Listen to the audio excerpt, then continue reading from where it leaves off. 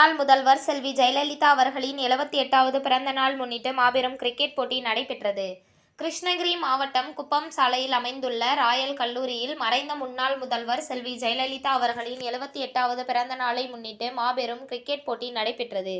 இந்த போட்டியை அதிமுக கழக துணை பொதுச் செயலாளர் மற்றும் வேப்பனப்பள்ளி சட்டமன்ற உறுப்பினர் கே.பி. முனுசாமி போட்டியினை துவக்கி வைத்தார். கிரிக்கெட் வீரர்களை வாழ்த்து தெரிவித்தார்.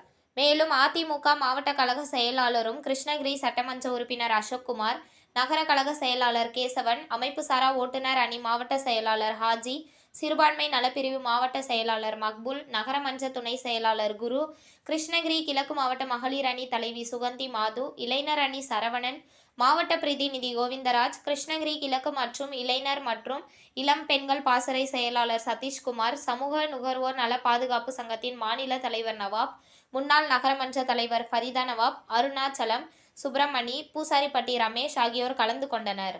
2 நாட்கள் நடைபெறும் இந்த போட்டியில் மாவட்டம் முழுவதும் 20 அணிகள் கலந்து கொண்டனர். இந்த போட்டியில் வெற்றி பெற்றவர்களுக்கு முதல் பரிசாக 50,000, இரண்டாவது பரிசாக 40,000, மூன்றாம் பரிசாக 30,000, நான்காம் பரிசாக 20,000, ஐந்தாம் பரிசாக 10,000, ஆறுதல் பரிசாக 5,000 என பல்வேறு பரிசு பொருட்கள் வழங்கப்பட்டது. இந்த போட்டி ஏற்பாடுகளை கமல், பாலசுப்ரமணியம், கண்ணன், கோவிந்தராஜ், வட்ட செயலாளர் சீனிவாசன், சரத்குமார், சதீஷ்குமார், சீனிவாசராவ், கிரிக்கெட் போட்டி விழா குழுவினர் சிறப்பாக செய்திருந்தனர்.